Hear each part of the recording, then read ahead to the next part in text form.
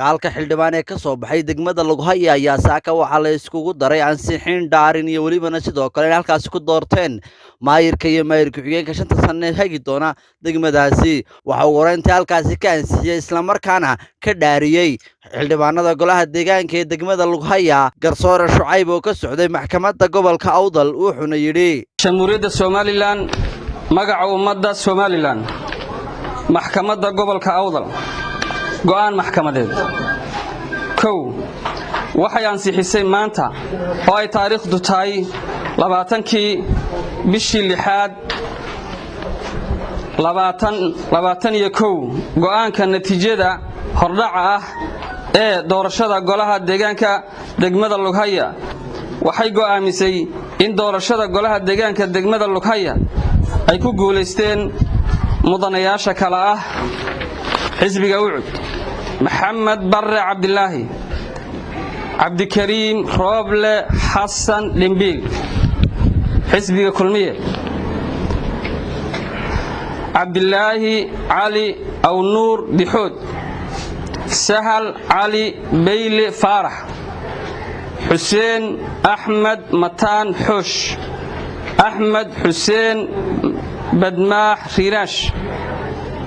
محمد بر إبراهيم حسين حزبي وطني موجع عبد الله حسن أمر زكريا شيخ عيسى شيخ حسن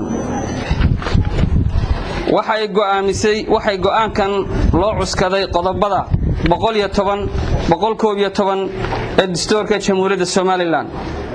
iyo qodobka 22aad 23aad 24aad 25aad ee wax ka bedelka iyo kaabista xeerka ismaamulka gobolada iyo degmooyinka xeer number 23/2019 iyo qodobka 153 ee xeerka guud ee doorashooyinka iyo diiwaangelinta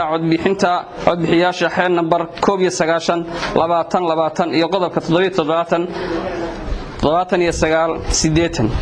afar go'aankan waxa lagu dhawaaqay maanta ay taariikhdu tahay 20kii bishii 6aad 2021 dadkiisana ku maamulayo sinaan iyo cadaalad inta aan xilka hayo wabillahi tawfiiq kadib ayaa halkaasi waxa la galay in la doorto maayirka iyo maayir ku-xigeenka taasoo halkaasi lagu doortay maayir iyo maayir ku-xigeen wariyaha gobolka Awdal Mustafa Cabdi Axmed Duudo oo goobjoog ah lagu dooranayay maayirka iyo maayir ku-xigeenka ayaa waxa halkaasi kaga dhawaaqay cid ku guuleysatay hoggaanka cusub ee degmada Lughaya ilaa dhamaadkeedii waxa maayirka degmada Lughaya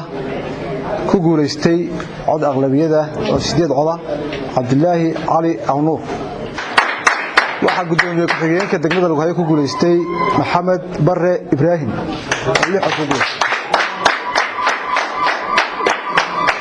waan hambalyeynaa labada xildhibaan labada gudoomiye labadii gudoomiye ee kala tartamayna iyagoo u ducaynaynaa waad mahadsantihiin waxaan naga rabnaa inaad Lughaya u shaqeysaan xildhibaanadii inoo codeeyay iyo kuwa inoo codeeyniba maanta inaga ka mas'uula Lughaya oo isku duuban ayaan naga rabnaa insha Allah taala anoo ka wakiilo barasaabka gobolka Awdal maanta ma tihiin xisbiye ma tihiin qabiilo kale ma tihiin kadib ayaa waxa halkaasi ka hadlay mas'uuliyiintii tartamayay iyo walibana sidoo kale mas'uuliyiinta ku guuleystay xilkan oo isku hambalyeeyay qeeyo waxgarad iyo aqoon-yahan iyaguna halkaasi ka hadlay ayaa waxay tilmaameen sina xildhibaanada sida karaamada iyo sharafta ay ku dheehan tahay codka ay siiyay iguna wareejiyay maanta codkii guud ee maxay shacabka degmada Lughaya oo dhan runtii mas'uuliyadda marka hore way qaybsaneed ninba in baa saarneed laakiin maanta xaqayga baashi loo soo ceeriyay aniga iyo Maxamed Barre ilaahay waxaan ka rajaynaynaa inuu nagu asturo oo noo fududeeyo xildhibaanadana waxaan ka codsanaynaa inay nala shaqeeyaan qof qori waxba ma qaban karo waxaan rajaynaynaa insha Allah inaan mas'uuliyadda culus ee la saaray dhamaantiyo anagoo isku jir oo wada duuban oo gacmaysan qaban doono kulay laba qof iyo qof midna wax ma qaban doono laakiin haddii golaha iyaga sagaalka wada shaqeyno oo maxaa ku dhacday aanu meel uga soo wada jeesano ayuun baan wax qabaynaa insha Allah waxaan aad u salaamayaa xildhibaanada sharafta leh iga codeeyay kulay meel dheer ma geeyne saaxiibkoo in badan soo wada shaqeynay bay u codeeyeen in midnimada la muujiyo wanaagga la muujiyo waxaan yar jeebkan ku wada sidanana meel la iska dhigo aad iyo aad baan u hambaliyeynayaa maayar ku-xigeenka waxaan u malaynayaa cabdilaahi oo maayirka ah iyo axmed unbaa xildhibaanadii hore ka jooga guul weyn anigu intaan ka shaqaynayay degmadan ama gobolkan cabdilaahi wuxuu ahaa maayirkii koowaad ee ummadan mideeya ee ka saara qabiil ee cid walba halkiisa ugu taga ee halkaa maanta la taagan yahay soo gaarsiiyey waxaan ilaahay idinka rajaynaynaa dhammaantiin